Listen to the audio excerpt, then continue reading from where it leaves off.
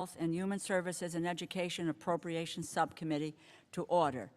Before we begin, I want to remind members we have set up an email address to which members can send anything they wish to submit in writing at any of our hearings or markups, including amendments, motions, other unanimous consent requests, and so on. That email address has been provided to your staff. I would remind all members that they must verbally request unanimous consent separately from sending a written UC request to the email address. And with that, let me proceed to my opening remarks.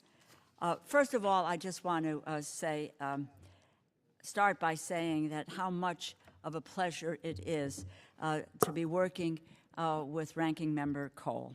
And that's not just this year, but over the past 6 years.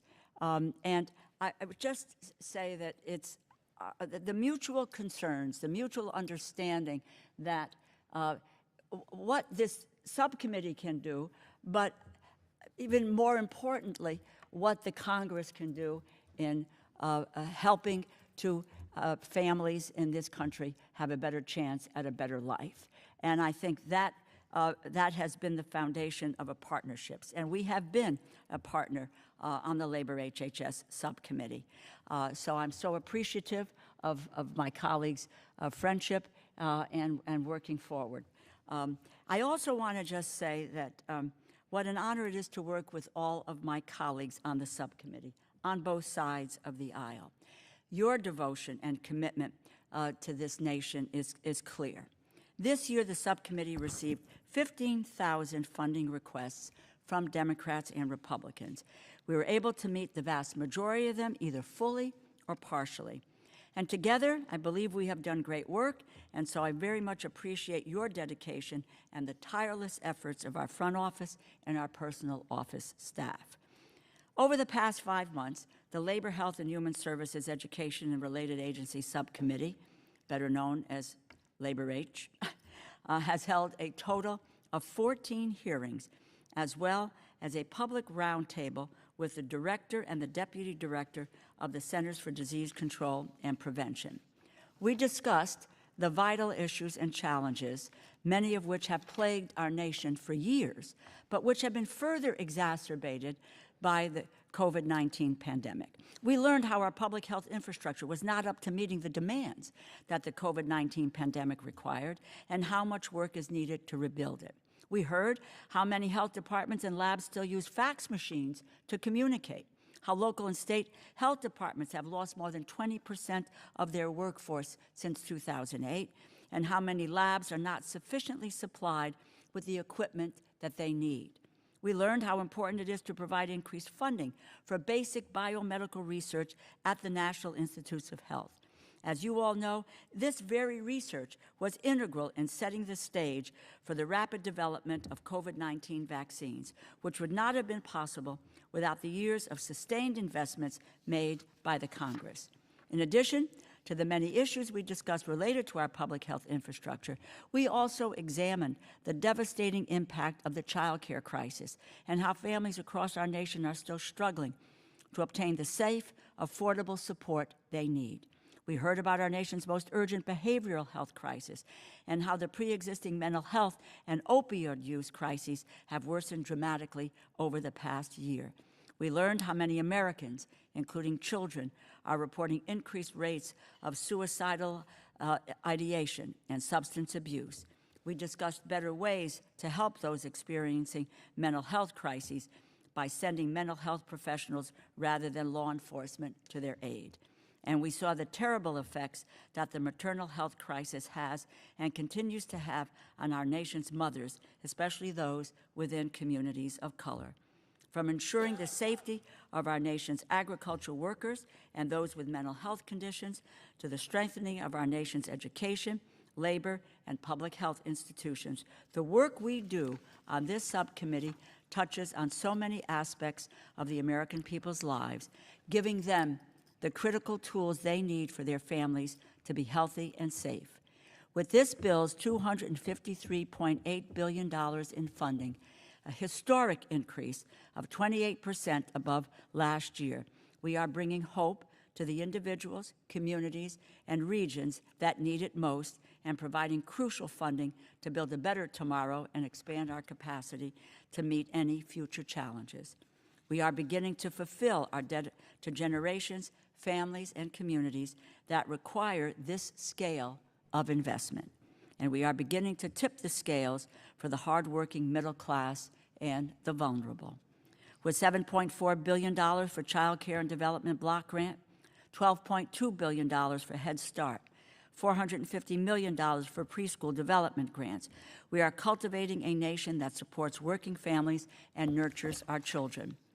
We make a historic investment in K-12 education by meeting President Biden's commitment to more than double funding for Title I grants to a new level of $36 billion, an increase of nearly $20 billion to strengthen federal support for high-poverty schools and high-quality education for all students. We all know how education can serve as a great equalizer that opens doors and opportunities for jobs, higher wages, and a better life. But we know that it can only serve as this great equalizer if, and only if, it is affordable, accessible, and achievable for all. Which is why I'm also proud of the serious investments made in this bill to make post-secondary education more affordable for students with low incomes, with a $400 increase made to the maximum Pell Grant, the foundation of our student aid system. We give students a fighting chance at the American dream and a brighter future. I'm also proud of the $1.13 billion this bill provides for programs serving historically Black colleges and universities and minority-serving institutions, community colleges, and under-resourced institutions of higher education. As young adults move into the workforce, the increase of $1.6 billion provided in this bill for the Employment and Training Administration, including a total of $285 million for registered apprenticeships and $3.1 billion for the Workforce Innovation Opportunity Grant Act and state grants that will enrich our nation's workforce and expand access to good jobs. In addition, this bill provides $2.1 billion, an increase of $305 million for worker protection agencies such as OSHA and the Wage and Hour Division. These investments will go a long way in protecting workers' paychecks and benefits and ensuring the safety and the health of our workforce. These investments across the Labor, Health and Human Services, Education and Related Agencies Appropriations Bill will sustain good-paying American jobs, give more people a better shot at the American dream. But even as we work to foster greater opportunity for more Americans, we must also learn from the lessons of the pandemic and work to rebuild our public health infrastructure while preparing to address the public health crises of the future. The bill makes historic investments to rebuild our public health system after the worst pandemic in a century, including $1 billion for new flexible funding stream for public health infrastructure and capacity, and an increase of $250 million for CDC's global health efforts.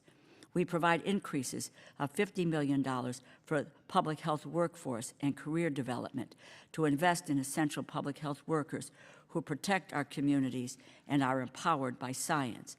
We provide $100 million for public health data modernization to advance the transformation of the collection and utilization of public health data from retrospective reporting to driving action in real time.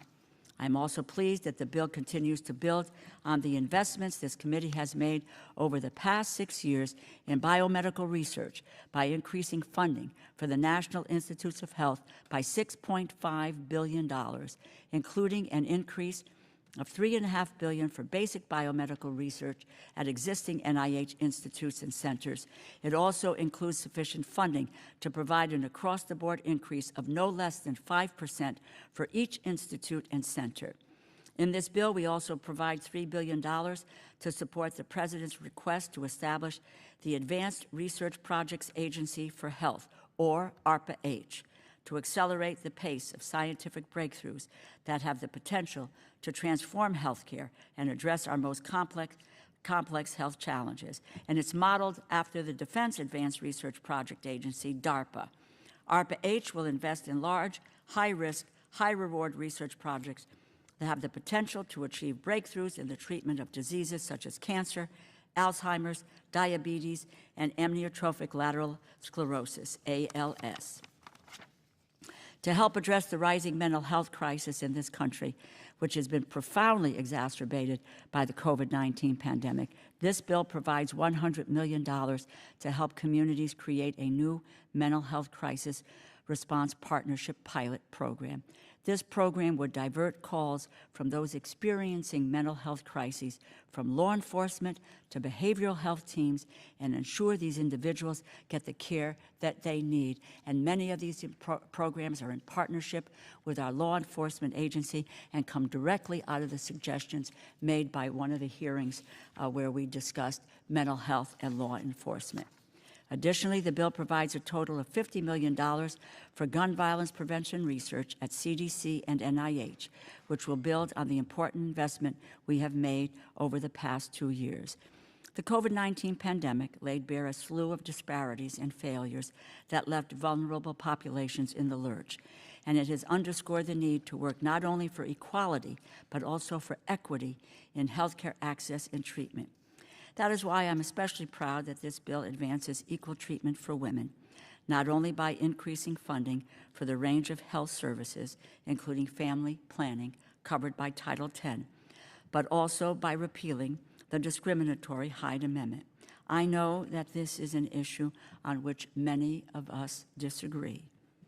But regardless of the original intent of Hyde, it has disproportionately impacted women of color, and it has ultimately led to more unintended pregnancies and later riskier and more costly abortions.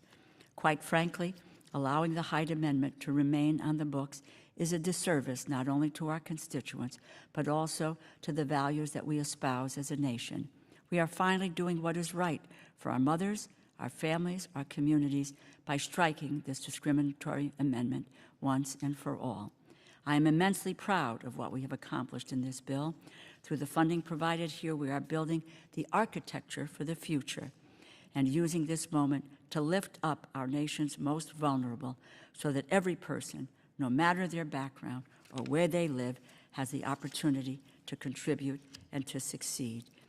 And with that, I want to again thank Ranking Member Cole and the staffs on both sides of the aisle for their hard work. Specifically, I want to say thank you to our Majority Clerk, Stephen Stegleiter, his team, Jared Bass, Philip Tizzani, Jennifer Kama, Jackie Gilroy, Lori McNone, Becky Saleh, and Tricia Castaneda.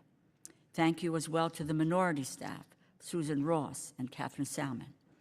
And last but not least, I must thank my personal staff, including Liz Albertine, Christian Lovell, Caitlin Peruccio, and Marie Gualtieri. And with that, I would like to recognize the ranking member of the full committee who is with us virtually today, Congresswoman Kay Granger, for her opening remarks. Thank you very much. I want to thank the chair for presenting the Labor, Health, and Human Services and Education Bill. Chair DeLauro unveils this bill today as the leader of our full committee and the subcommittee. I know she has worked extremely hard to have the opportunity to hold both of these positions, and I have great respect for her dedication to these issues. I also want to thank Mr. Cole, who serves as both the vice ranking member of the full committee and the ranking member of this subcommittee. I appreciate Tom's ability to find common ground when it's necessary, but also to clearly highlight when the parties disagree.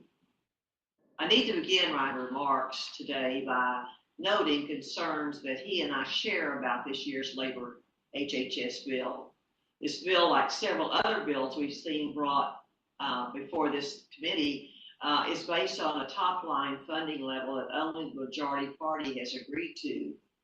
This bill includes an unprecedented increase that is nearly 40% more than last year. This is simply too high, especially when many programs in this bill have already received billions of dollars over the past year from COVID spending bills. Quite frankly, I do not believe these federal agencies have the capacity to manage this amount of funding over such a short amount of time. I question whether the proper oversight can be performed. This morning, we're beginning our last day of subcommittee markups, and we do not have much time left before the end of the fiscal year. I fear that continuing to pursue these unrealistic spending levels without bipartisan buy-in could leave all of government in a continuing resolution in October. That said, this incredibly high price tag of this bill is not the only problem with this bill. For the first time in nearly 50 years, this bill abandons long-standing bipartisan language that prevents federal tax dollars being used to pay for abortions. This bill also removes language carried from the last 16 years that protects American doctors and nurses from being forced to participate in abortions. This is the first time such an extreme position has been taken in this bill, and this shift in policy could actually destroy decades of bipartisan work. Unless this long-standing compromise protecting human life is restored, this bill should not move forward. My colleagues and I are going to have to strongly oppose it because it is out of step with the views of most Americans. It is just that simple. There are many other highly controversial items included in the bill today that must also be addressed, including language relating to labor law, excessive spending on new unauthorized programs, and provisions relating to immigration enforcement. Madam Chair, Republicans stand ready to discuss top-line spending levels and funding for the individual programs that will help improve the health and lives of the American people. But restoring language that protects the lives of unborn children and protects Americans from being forced to participate with their skills or with their tax dollars is what they believe to be the taking of innocent life must be the first step. This is the only way to get our appropriations bills through the House and the Senate and signed into law. There will be an amendment later this week to restore the bipartisan language and hope that it will be agreed to before the bill proceeds to the House floor. Thank you, Madam Chair, and I yield back. Thanks, the gentlelady, and now I would like to turn to Ranking Member Cole for his opening remarks. Thank you very much, Madam Chair. Before I go to my prepared remarks, my staff brought something to my attention this morning that I wanted to share with the committee, which was an article in the Hill magazine reporting on the Lugar Center, a very respected center, which rated all the committees in Congress for their quality of oversight. So they gave them an A to an F grade. I want to read the following: the best performing, there we go. The best performing committee was the House Committee on Appropriations, chaired by Representative Rosa DeLauro, Democrat, Connecticut. According to the Lugar Center's formula, the panel received a score of 184%, was followed by the Senate Finance, led by Senator Ron Wyden, with a score of 136. So you didn't beat them by a little, you beat them by a lot. And I just want to compliment you and your leadership and frankly, all of my fellow committee members. We may not always agree on everything, but I'm very proud of this committee and the way in which it operates and the willingness of members to spend the time and do the job under your leadership and under the leadership of our ranking members. So I just think it speaks well of us, and wanted to get that in on the record. Well, I just want to say that it wasn't, it's not under my leadership, but it's all of us together have gotten that great score. So thank you all very, very much. Bet. And those are my friends who are on the screen as well. Thank you. Okay, so thank you, Madam Chair. I want to congratulate you on your hard work on this chairwoman's mark. And I want to, first of all, thank you for the series of truly excellent hearings and briefings held this year. I think the topics we covered, the briefings held for members, and the witnesses we heard from added great value to our deliberations and ultimately to the bill. And again, I want to thank you for that. I also want to thank you for incorporating so many of our shared priorities into this bill. You and I agree on the need for continued investment in biomedical research, public health infrastructure, and preparing the nation for the next pandemic. In fact, as I said in the NIH hearing earlier this year, I actually support the President's hire request for NIH, and I hope we can work together to achieve his recommended level. You and I also agree on the importance of funding special education and programs like TRIO and Gear Up, which help first-generation students complete college and change the trajectory of their lives. Thank you for recognizing the importance of these shared priorities. You've also been fair in including community project funding requested by members on both sides of the aisle. Bringing some control of this funding back into the hands of elected representatives is not without its challenges this year. But you've been more than fair in accommodating to both sides, and I want to thank you for your leadership in that regard. Despite these many areas of agreement, however, I'll be opposing the bill presented today. At the end of May, President Biden sent a $6 trillion budget request to Congress for the fiscal year 2022. The bill presented today mirrors that request closely.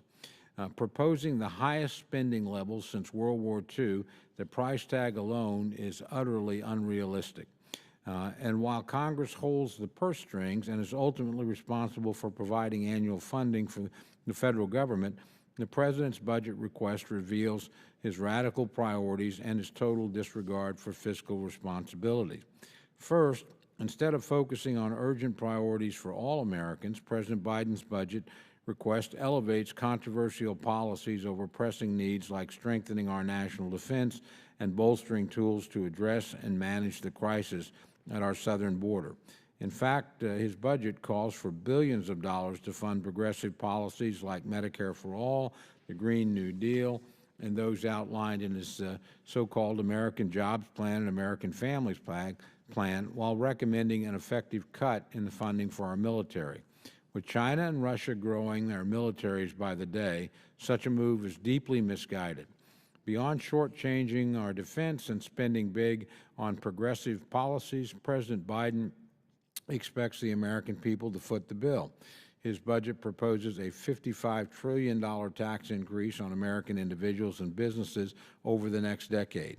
Moreover, the President endorsed raising the corporate income tax and other taxes targeting individuals, small businesses, and our independent energy industries.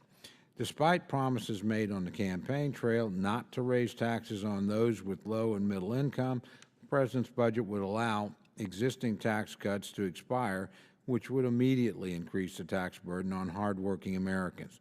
As individuals, families, and small businesses continue to recover from the coronavirus pandemic, such levels of unprecedented spending and taxation would only lead to inflation, slowed economic growth, and the highest national debt level in American history.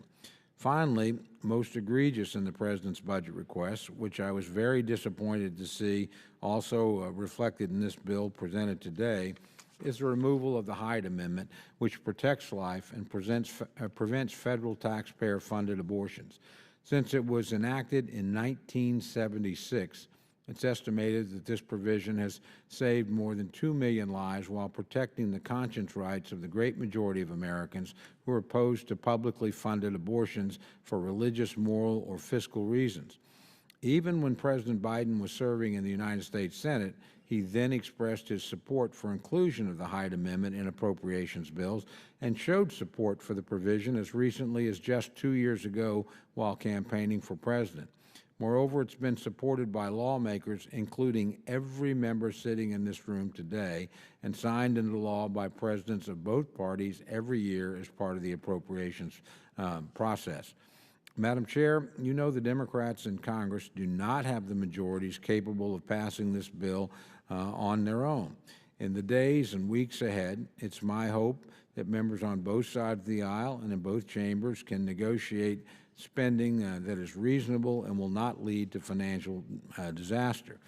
But the first step toward that negotiation will be a full reinstatement of the Hyde Amendment, including conscience protection language added 16 years ago that was also removed from this bill, which protects American doctors, nurses, and other health care professionals from participating in an abortion if they have a moral objection. This is an essential right of every American, and its removal is a danger to us all. I want to point out that even President Biden's budget did not propose removal of that important language, first authored by then Representative David Weldon in 2005.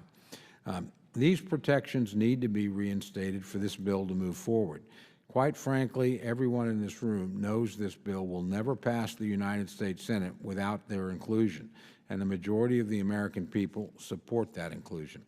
In closing, while the bill does fund many good things, and while I certainly appreciate the openness of the process in which the gentlelady and chairwoman has approached the development of her mark, I'll be opposing the bill today. The price tag is too high, and the bill contains many poison pill policy riders, funding for unauthorized program, and bows to a leftist agenda that's out of step with the American people.